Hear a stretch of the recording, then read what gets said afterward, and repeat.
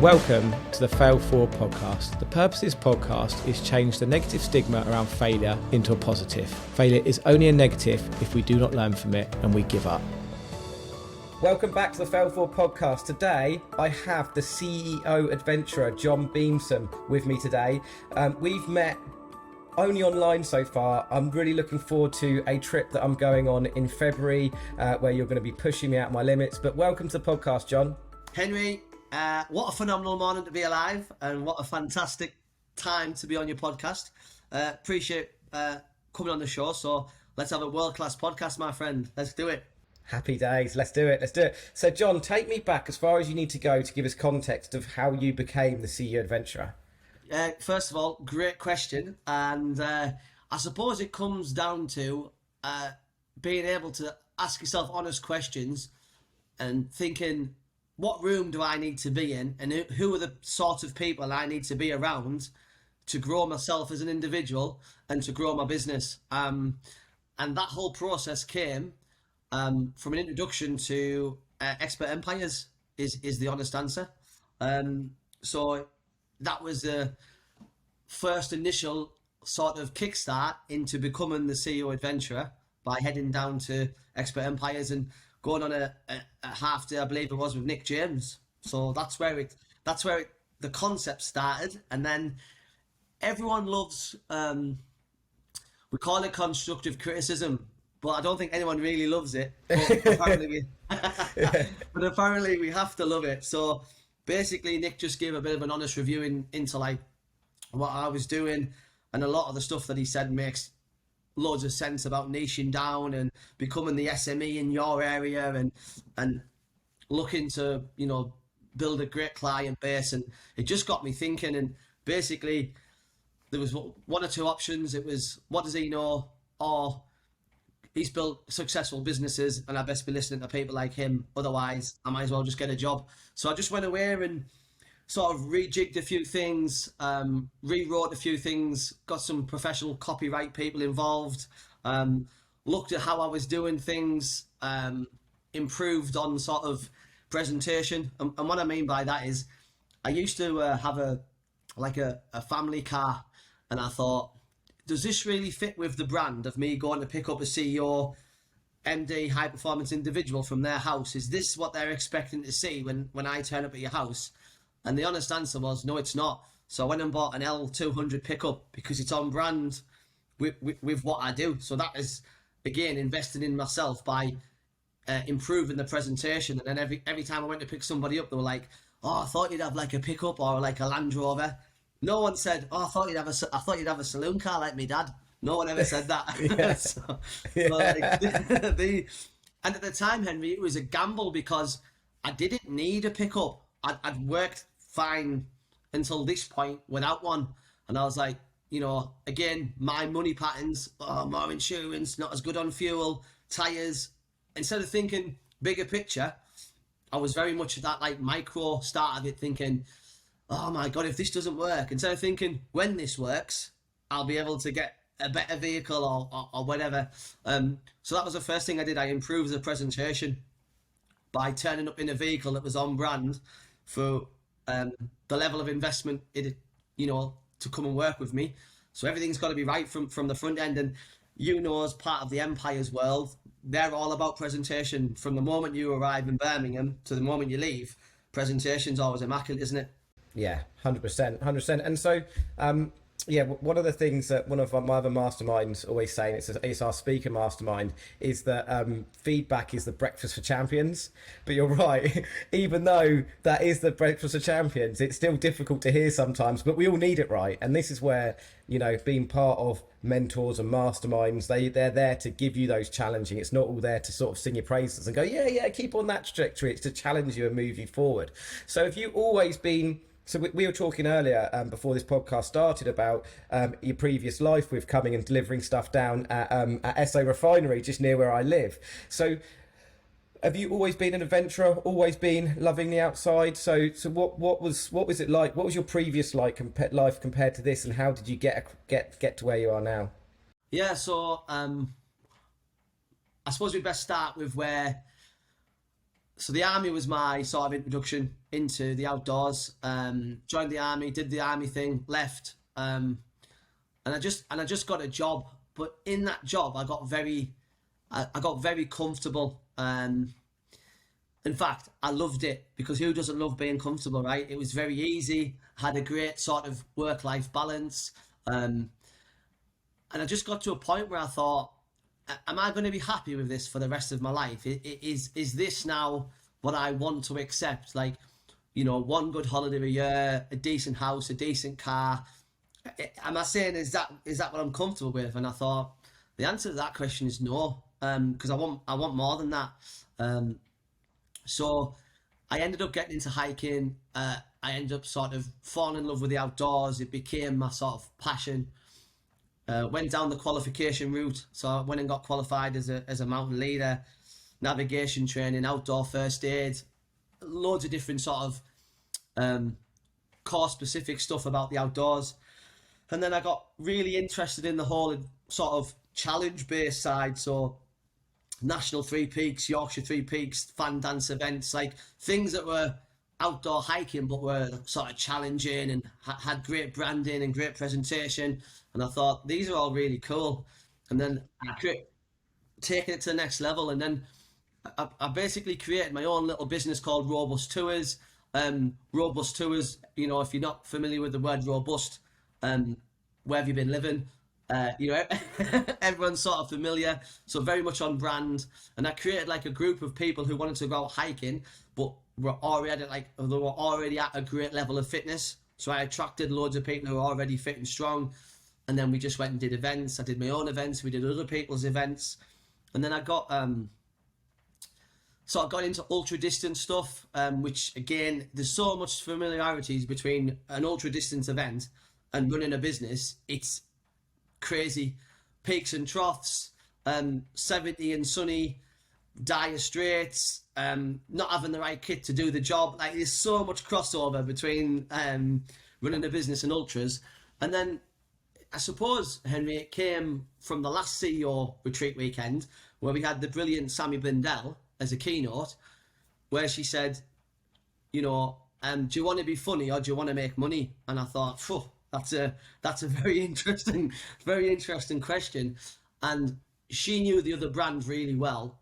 And basically, I was trying to be two things to two different audiences. And the simple answer at this point in my life, I can't be that.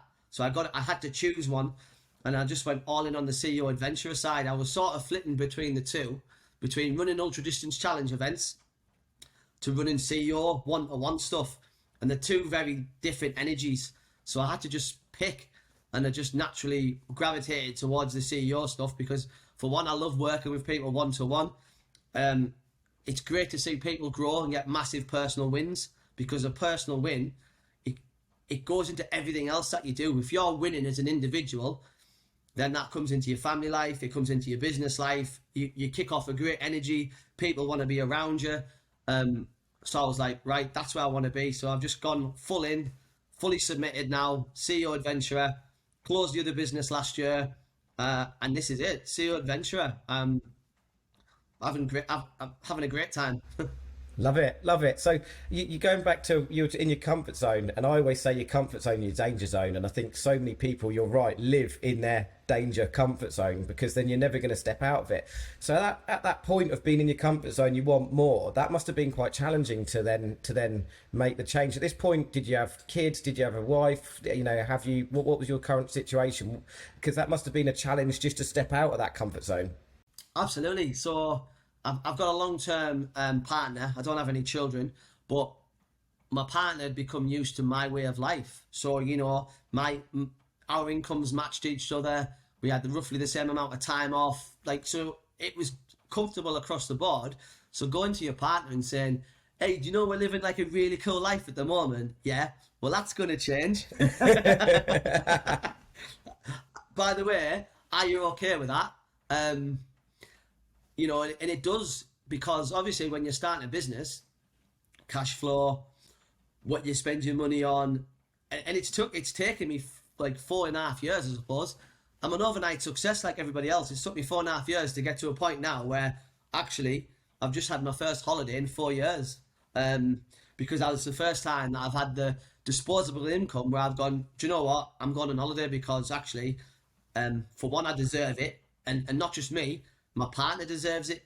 Like she goes away with her friends, but I wanted to go away with my partner and have a holiday with my partner like I used to. So there's the sacrifice on that side, and then, you know, trying to figure it out, you know, and again, it's a process. So it is very hard because, yes, this is my dream. It's not her dream. And I'm okay with the sacrifice, but is your partner okay with the sacrifice? And how long does it take to run and start a successful business, and how do we measure success? But I mean, it's one of those, Henry. Like I've sacrificed, like everyone sacrificed, because I'm attached to the outcome of where it's going to be, not where it is today. And it's certainly, I've definitely turned a point now where I can really see. But again, I'm moving into a whole new area. I was comfortable here, but now because of the people I'm now meeting and working with, I'm like, I've got to go again. You know, I've just actioned another website to be built, and I'm like, this is my 4th website now in like 4 years, and I'm like, and it just, you know, it's presentation, it's level of investment, and it like you've got to go again, and I feel like that's how it's always going to be. And you know, I was just looking at vehicles the other day, thinking this vehicle's fine, but you know, is it something I have to look at and think actually, I might have to go up again because with what I'm offering now, I've gone up again in regards to what I offer, and is this vehicle still at the level that I was a year and a half ago? And it might be an honest answer where it's like, well, it's time to trade this in and get something better. And I don't believe in being flash for flash sake, because it's about what you deliver, not what you look like. But still, the presentation has to match everything. Exactly. So, John, what's your version of success? What do you see success? Because everyone's different, right? What's your version of success? For me, it's being happy, Henry. Happiness. You know, going to sleep on a night, not worrying about how am I paying the mortgage. Being happy with what you do, being happy with who you work with, being happy with your own work schedule. If you want to take a day off in the middle of the week, you're not in conflict about it. You just do it. Because I know people who are really wealthy and they're not happy. So wealth doesn't equate to happiness. Yes, it solves a lot of problems. Let's not be, you know, make things up. Being wealthy definitely solves problems. But I also feel like it creates a lot of problems as well, because the people who I know who are wealthy tell me that they're always on guard about people, because it's like they know I'm wealthy and they're here because I'm wealthy, because they want money off me. So it's very hard to create friendships if people are coming towards you because they feel like they can get something from you. So I feel like, because I'm sure a lot of people would say, oh, money, everyone wants to be rich, but I think, and I've not been rich yet, but I'll let you know when I get there. Definitely. And so be with that, with being happy, what is it that, you know, what is it about your business that makes you happy? What is the thing that really gets you going? I'll use a guy who I've worked with now for a year, a guy called Mike Baxter, who got in touch with me last year, who was in a bad place personally, and we've worked it out all year. And to see how far he's come in regards to like his personal fitness, how he's moving his business forward, how he's moving his relationships forward, it's just a great thing to see. And he will say to me privately, he's wrote like 2 or 3 blogs already saying, you know, working with John's been a dream. He holds me to account. He gives me sort of encouragement. He pushes me when I need pushing, and he's a big fan of sort of getting the job done. So I take great pleasure in seeing others become a great success, and obviously, you know, kicking that on in their own business. Yeah, absolutely love that. Absolutely love that, because that is, you know, I think from my view, from seeing wealthy people and meeting wealthy people, and you're right, there are a lot of wealthy people that aren't happy, they've got money, and obviously there's a lot of people without money that are unhappy, but the ones that I really see that are happy, and the people that I see at the most happiest are the people that are helping and serving other people, and seeing those turnarounds in people, and seeing how people, you know, when you're what you're doing with your business and helping people, that's the thing that's gonna really make you sleep well at night. It's the thing that's gonna make you happy, right? 100%. And wanting to square the circle as well, like wanting to pass great referrals, wanting to be known as someone who's on the planet to do good, and to try and, you know, make it a better place to live. Like this whole pass it forward thing, Henry, like I absolutely live by it. I think it's so important. Every morning when we get up out of bed, we have a decision to make. Am I going to be a great human being today, or am I going to be a shithouse? Like, that's the choice. And for me, I would rather come out of my house and go to Costa and order me coffee and go, you know, hello guys, how you doing? Phenomenal time to be alive. What have you got coming up? And have a proper conversation with them, instead of just saying coffee, no sugar, and drive off. Like you've got a responsibility to be nice, and you being nice to them, they'll be nice to somebody else, and it's just a big domino effect, isn't it? And you could be that first domino that knocks over, which sends on a great ripple effect in the world. Yeah, absolutely love that. We were actually at Nick James's place, Expert Empires HQ, the other day, and I was speaking to a lady, and we were talking about this exact thing about how you can help people. And she said she always felt responsibility to be the shining light for everybody, but she didn't feel like her brightness was big enough. And then she said someone mentioned to her about, you don't have to be bright enough for everyone, but if you imagine lots of candles and you're just a candle, and then you're lighting up someone else's candle, and then you put that together of millions of people, then that is going to light up the world. And I was like, that's a great analogy. I've not thought about it like that. We don't all have to individually change the whole world, but if we can be, like you say, when you get your coffee, when you get in your different environments, that you are trying to light up other people's lives by just being a good person, then that's definitely going to have a snowball effect on everybody, isn't it? Yeah, and like obviously I'm a student of like Matt Irwell and the whole Elite Closing Academy, and like I do touch points with my friends, clients, customers, and it works. You know, if you get like a great voice note first thing in the morning, or a video message, and it's funny, you're like, brilliant. And then you've got that energy to take that on. I just think we've got a choice, and there's too many people out there who, for me, they just bottle it. Like it's dead easy to just course through life and neither be good or bad, but let's make some positive impacts. Like let's be happy, let's be grateful for where we are, what we've got. Stop thinking about, oh, I wish I had a newer car, wish I had a bigger house. These are all things that you can work towards if that's your ultimate goal. But for me, it's like, I've just met somebody new today in person. We've had a great meeting, and now we're both really excited about 2023. You know, me and you have spoke on and off. I'm really looking forward to meeting you in the flesh at the end of February. And for me, I'm really excited for 2023. And I don't consume media. I'm aware of what's going on, but I just choose not to consume it, because I just feel like it's a negative energy, and it can bum you out, when really, you know, name another time where it's better to be alive than right now, because, you know, I 1066, not a great year. But all these are the time periods. Opportunities are plenty, but it's as if, do you have the mindset to wake up and think, right, today, who am I going to speak to, or who can I speak to that can make a massive impact in my life, or who can I make a massive impact in their life? That's how I think, Henry, without a doubt. Yeah, absolutely love that. And you're right, because I don't look at the media a lot, and I have to have time away from even social media, because it does draw a lot of negative emotions and feelings. And you never look at the news and go, oh, someone's just recovered from cancer, or someone's just, you know, got married, and their love of their life, because that doesn't sell. Negative news sells, right?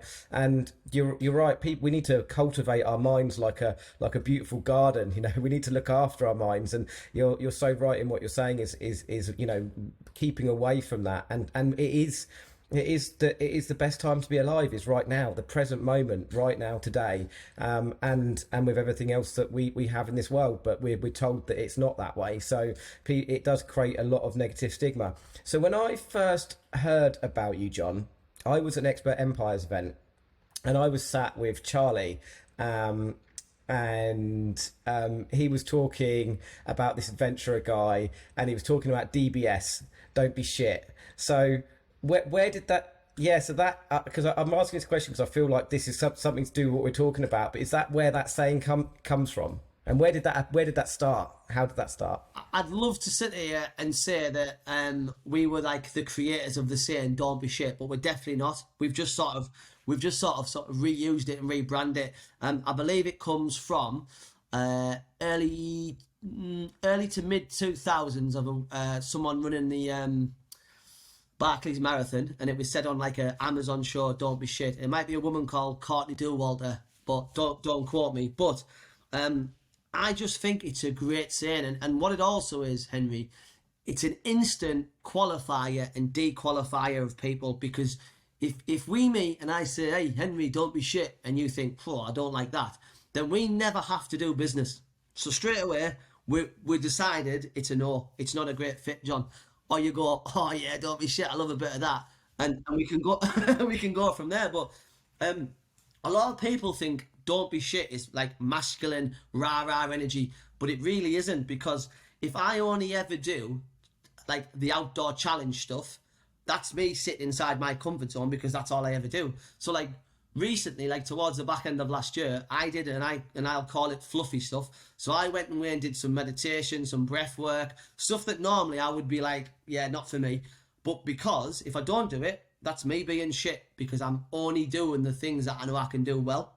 So actually, it's having that awareness to go, well, it wouldn't be for me, but that's why I'm now going to move towards it and do it, because where have I got that knowledge from that it's not for me? Because I've never done it before. If you've never done it before, how do you know it's not for you? So you've got to have that open-mindedness to go and do it. So, don't be shit. Yeah, it sounds like a very it's like something David Goggins would say. But actually, if you can use that saying to whatever suits you best. So if you don't ever go and do challenge things, go and do them. If you don't do meditation, breath work, cold water immersion, or something that you think, "Oh, it's not my thing," then go and do it and see if it is your thing, and stay within the boundaries of that staying. It's a big broad statement. Me and Charlie, obviously, we live by it. We live by it and we love it. Yeah, I absolutely love that, and it's so. I just picked up on that. Your comfort zone 4.5 years ago was your job and everything, and now your comfort zone is adventuring. That's your comfort zone, and it just shows when you get out your comfort zone that you're always growing. If you stay within your comfort zone, you quite often stay stagnant, don't you? Oh, there's so many people, Henry, who are big in their own wheelhouse. It's no good being the biggest goldfish in your own house. Like, it really isn't. And you've got to have that mindset to go, well, if I'm telling people to be better, what am I doing to be better? So I best be doing these things, and I best be seen to do these things. Otherwise, I'm a fraud. And I suppose it comes down to coaching. Only I want to say 2 years ago, if someone had mentioned coaching to me, I'd have turned my nose up at it. I'd have been like, "Oh yeah, some like woo-woo stuff," and I wouldn't have even given it a second moment. But the moment I sort of unfucked myself and put my own ego to one side and thought, well, hang on a minute, a lot of really successful people use coaching, and I'm going to sort of see if I'm going to follow the blueprint and see actually if there's a benefit. And of course there's a benefit. Of course there is. And it's something now that I actively think, especially with the people I'm working with, right, I now need to find another coach, or I need to find something else, because you've got to keep learning, haven't you? You've got to keep being challenged about your beliefs, what you think, and you've got to keep learning. Otherwise, you end up in a room and you'll be like, "Oh my God, I thought I was a big fish. Actually, I'm not, and I'm out of my depth." So you just got to keep learning and be okay that sometimes we go into rooms and it's not all going to be about me, and it's not all going to be about what I do, and can I go in there and hold conversations with people who are completely different than me. I think that's That's a great skill, by the way. If you can do that, you truly are a master.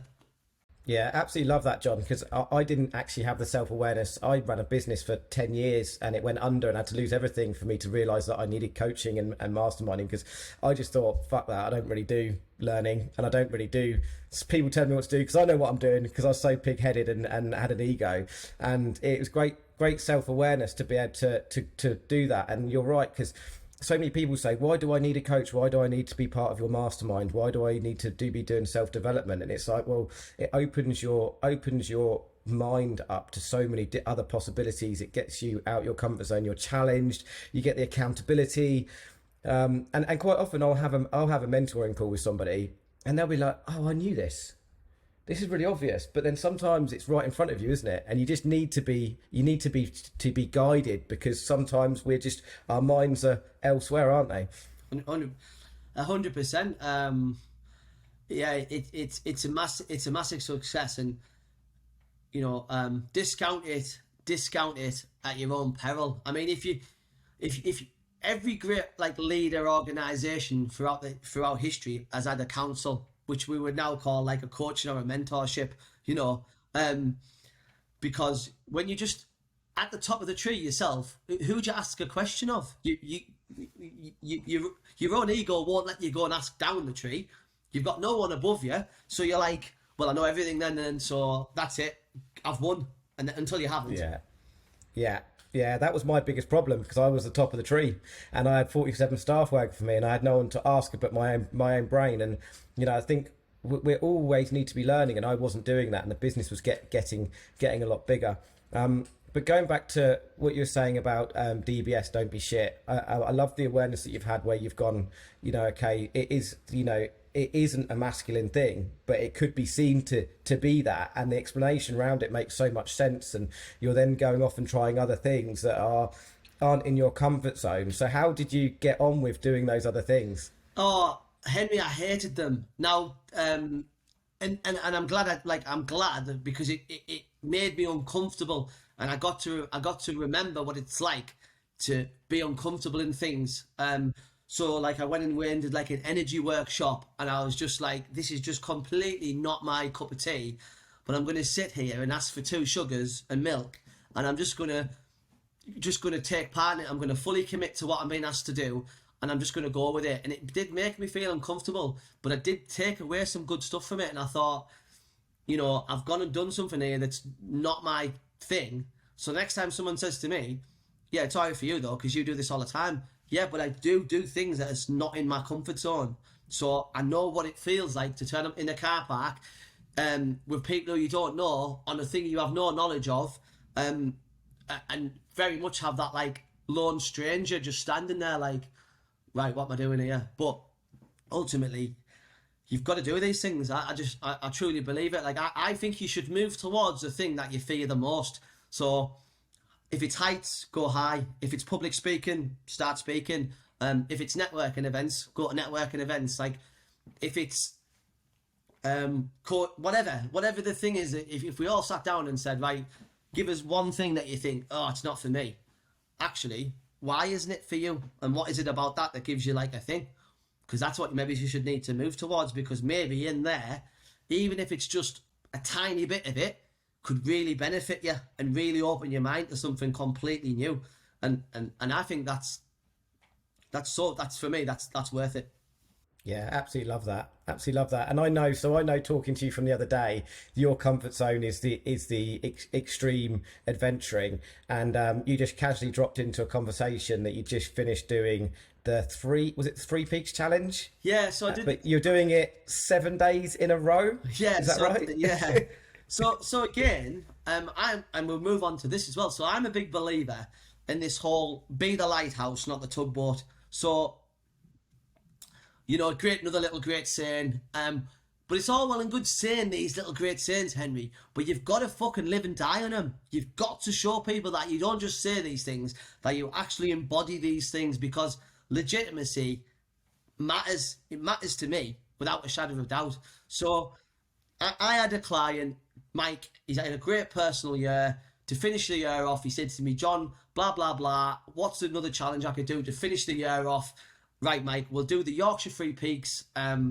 It's a great challenge. Everyone's heard of it. Blah, blah, blah, etc., etc. It'd be great for you. Bosh. Brilliant, we'll do that. And like that was like on a Thursday. Then I sort of just looked at my diary and I thought, I've actually got nothing on, really. So here's an idea. What about if I just stay, do this with Mike, then I'll just stay and I'll just do it every day for 7 days. Because to my knowledge, as you do. And I thought, well, what I can also do here is with the people who I've worked with all year, the CEOs, the MDs, the business owners, I can invite them all to a day and say, look, I'm doing this anyway. Would you like to come and just spend the day with me? It'd be great. So I sort of thought, well, I'm making a bit of a networking thing and content, great. Personal challenge, yeah, I've never done anything like this before. And then actually, it was fantastic because it was about, yes, it was a great physical challenge, but I had to be the most consistent I've ever been in my life on that week. So that week for me was very much about routine and structure, about maintaining to deadlines, not getting too carried away, being bothered to do the little admin details like charge your headphones, make sure that your boots are clean, make sure that your stuff that you're wearing tomorrow is ready to go. All of these little things that make a big difference once you combine them together to help you achieve what you're trying to achieve is important. So yeah, I ended up doing the Yorkshire Three Peaks every day for 7 days, and I did every lap between 9 and 10 hours every day. 280 kilometers in a week with 9,840 meters worth of ascent in a week. So something like 66,000 steps a day, Henry, if we want to dress it into like that sort of language. Wow. So yeah, just casually decided, oh, if I'm up here, I may as well just do it every day for 7 days. That's, that is leading by example for sure. Like that you can't embrace that anymore with what you're doing. And I think you're so right, because it's like me with my tree surgery mastermind. I'm running a tree surgery business and I'm trying to run that business as the most successful way we possibly can. Everything that I do in my business, I then relay that to all my mentees to be the right leader, and then you're doing that with what you're doing in your adventuring. So what were your biggest challenges over those 7 days? Obviously, I say obviously, if you're not from that world, it's not obvious, but the weather is a challenge. December, so one of your first challenges is, am I okay with being out in the dark? So that's the first thing you need to embrace, because we've always feared the dark as human beings. We always have, ever since the sort of dawning of time, the caveman. We were always back in our caves before the sun went down. And there was definitely times where I was like, right, well, I will be out at night time, going across fields and over mountains in the dark. And am I okay with that? Answer is yes, I'm okay with it. That's a challenge.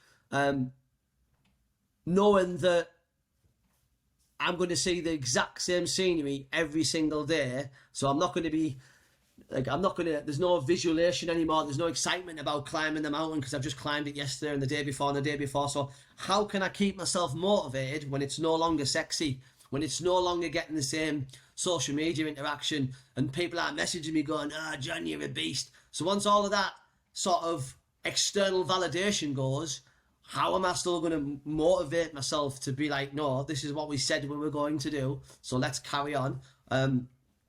Obviously, it's a very hard challenge, so you've got to be able to manage your own body, manage your doubts, because you do get them when you're doing something like that. You get a lot of time on your own, so you get a lot of time to question yourself, and can you keep upbeat, and can you keep saying to yourself, why am I doing this again?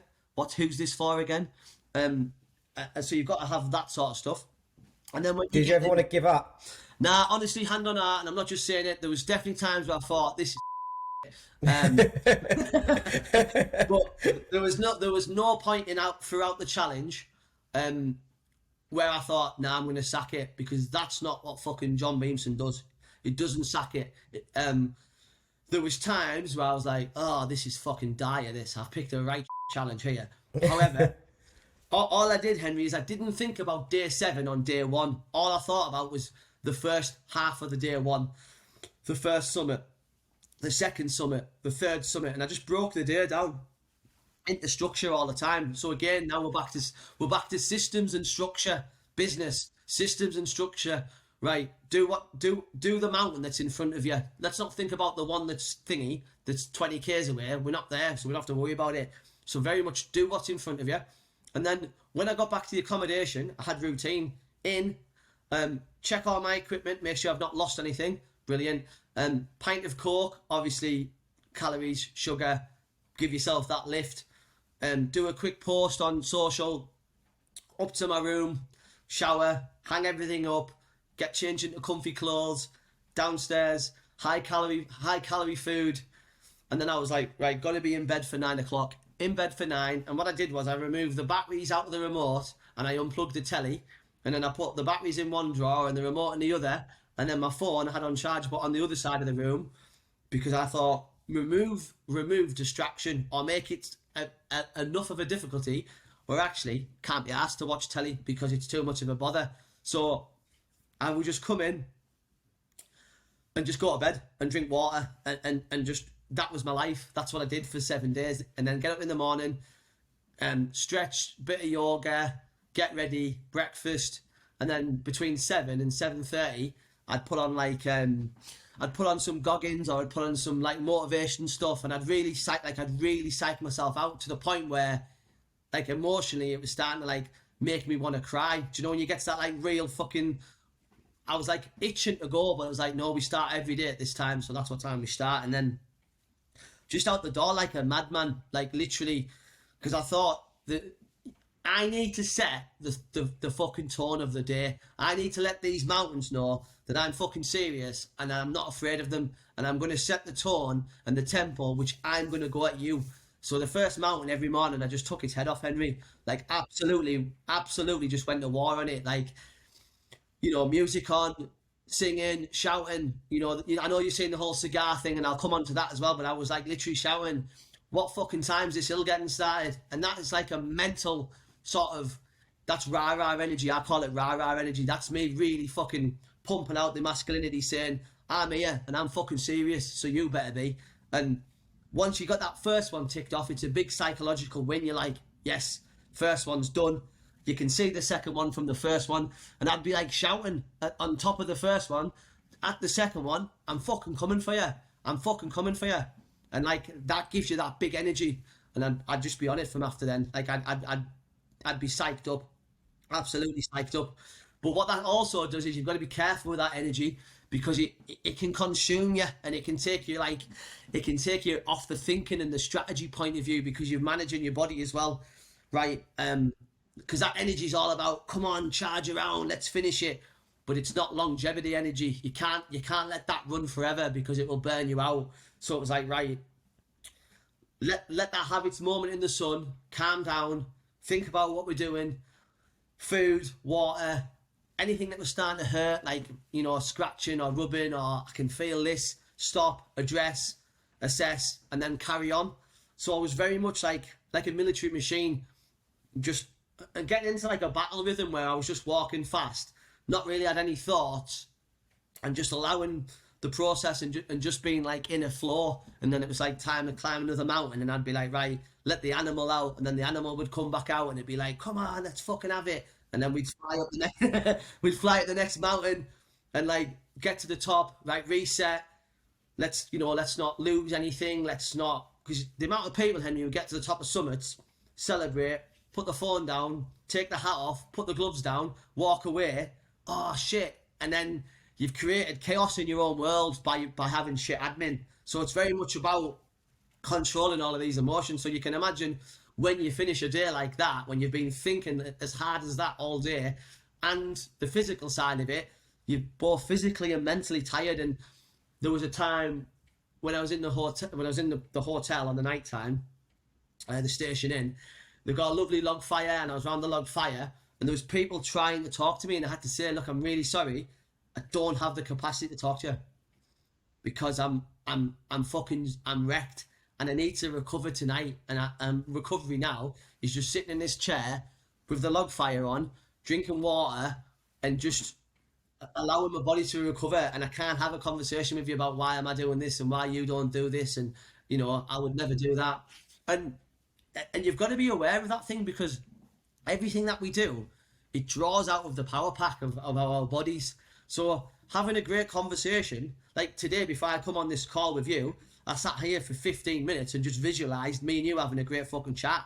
Like, I haven't just come in off the street and gone, oh shit, yeah, Henry, oh, where's my headphone? Like, I'm ready for it. Do you know what I mean? But I'm aware that I have to be like this to for one, give you the podcast that you need and you deserve, and so that I come across in a manner that people who listen to this go, fucking hell, who's that guy? I need to start spending some time with him. And it's this whole, it's this how you do anything is how you fucking do everything attitude that, you know, me and Charlie and a few others that we live by, and we were adamant that that's how you must be. So that was my personal challenge last year.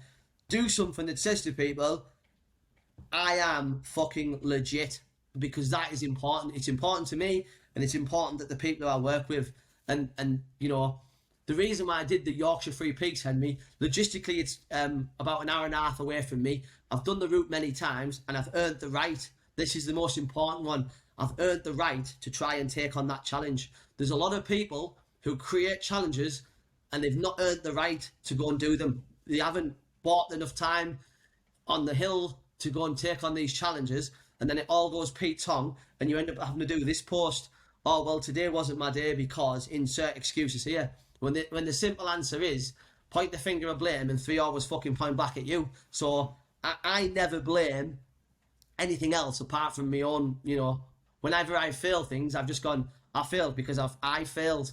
And I have to learn from it. So it's important. So like, I've done other challenges, but this was definitely the biggest challenge I've ever done in regards to like physical effort, mental effort. And obviously it's the first week of Christmas. Oh, but it's Christmas, John. Yeah, great story, mate. I'll have another 50. Yeah. So John, take me. You just mentioned about failure and like, you know, talking about that and being fail forward podcast. You know, what does failure mean to me, and what to you, and what does fail forward mean to you?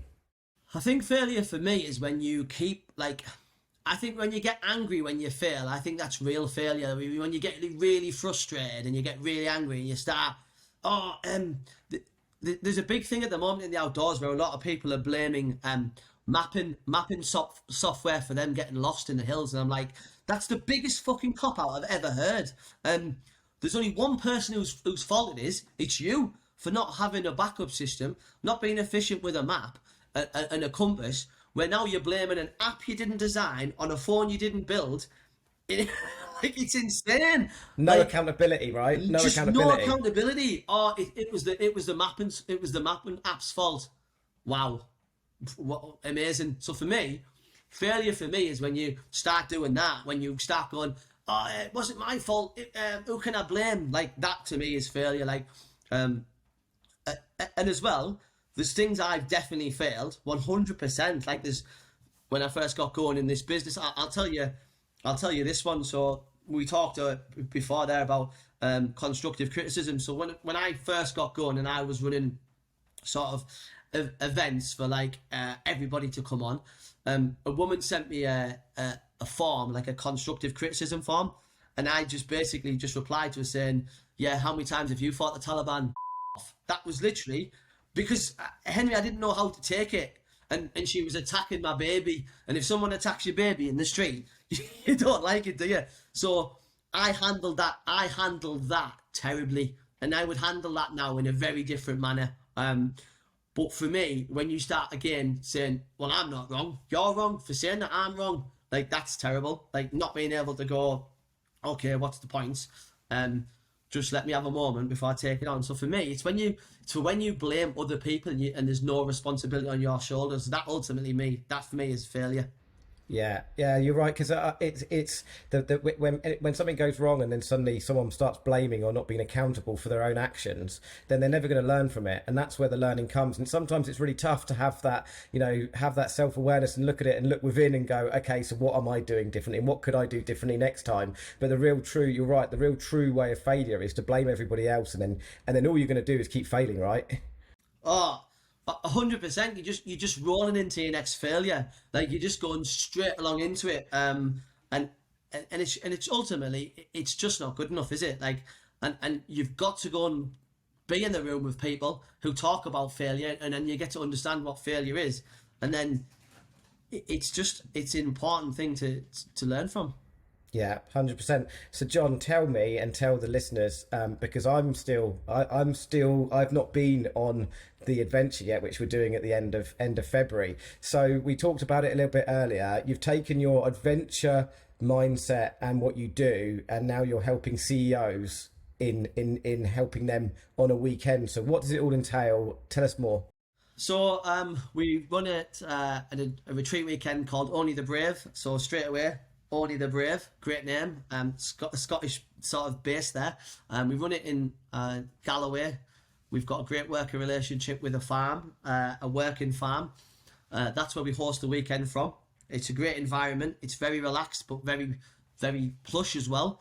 The first night is all about, I suppose we would use the word soft networking, but it's a chance for us to let our guard down and talk to people of our peer, to ask questions and listen and ask and learn from what they've done, and ultimately get the answers that we need to get and create great connections. And I believe that is done from small, intimate groups of people. I would rather be in a room full of 4 people who are absolutely world class than 30 people who are only there because they get Friday afternoon off if they go to this networking event. Do you know what I mean? Like, I would rather be in a room for the people who are committed. And those numbers, Henry, are always small numbers. You know what I mean? If everyone was committed, we'd live in a very different world, wouldn't we? So it's all about who's in the room. And then the next day, there's an option between sort of coming with me on what I call an adventure hike, which is very much I lead from the start, but then I very much involve the people who come with me. I ask them questions. I get them involved with the sort of navigation side. We go out, we make decisions.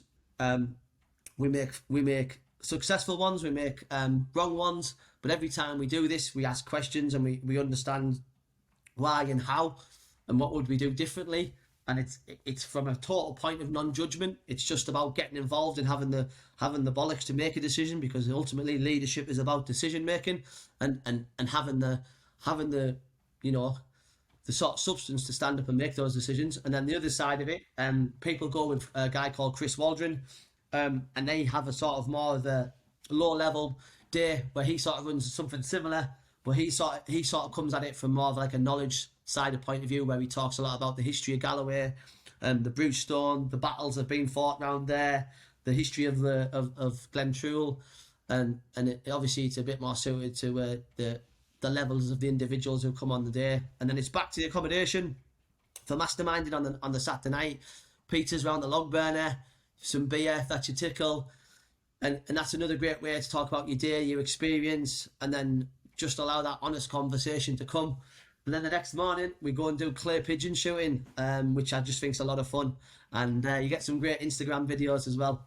So some great slow-mo, and it's a chance to have a retreat weekend that isn't totally saunas and steam rooms. There's nothing wrong with those sort of retreat weekends, but I believe, again, you should try and be in a room that's different to the one that you normally like to be in. So Scotland in February, as you're aware, will be an interesting place weather-wise. We could be really lucky. I don't particularly subscribe to the saying bad weather. I just believe there's weather, and it's how you interpret it in your own mind and your equipment that you wear, which dictates what sort of day that you have. You as a tree surgeon, you'll have worked in all sorts of weather, and you know how to manage it when it comes in. So it's just a case of, this is what we've been dealt. How do we still manage it to get the outcomes that we need to make it a success? So it's just about that, and that's the weekend in a very small nutshell. And what I like to do, Henry, like I did with yourself, is I don't believe that everyone is a great fit, and I'm an absolute adamant that we must have a conversation, and I must understand what you need to get from it so it's a success for you. So sometimes when I speak to people, they say, "Oh, well, just send us a link," and it's like, yeah, it's not really just send us a link. Like, what you're really telling me there is you're not really asked, and maybe you'll read it if you're on the toilet. And I know what this weekend delivers, and the people who came on the last one will tell you what they got from it, and myself, I'll tell you what I got from it. the last weekend for me forced me to think bigger and make big decisions. And ultimately, they are now paying success in 2023. Because I don't just go in there and say, oh, well, it's my event and I'm just here to, you know, make sure you have a great weekend. I'm there to learn as well. And every time I go, I come away with something new. So it's the power of the room. And again, just because I'm the host doesn't mean that I can't learn, because ultimately the people coming on the weekend, they're either building a business, built businesses, you know, wherever they are in their own journeys. Of course I can learn from them. And I just want to, I want to give them what they need. And what they need sometimes is a robust day out in Scotland because it makes you, anything that makes you honest, Henry, has got to be great for you, hasn't it? Anything. It's got to make you sort of, I say it lets the veil slip a little bit. You know, we all have this like business language that we use when we're in certain environments, but actually I love being out with people when they go, oh, for fuck's sake, like when that honesty comes out and it gets a bit difficult. So for me, that's what that's what we have created, and that's what we're going to carry on creating. And you know, we have a keynote speaker as well on the Friday night. I believe that's important to sit there and listen to where someone else has come from. And there's always similarities. I believe there's always like a hardship.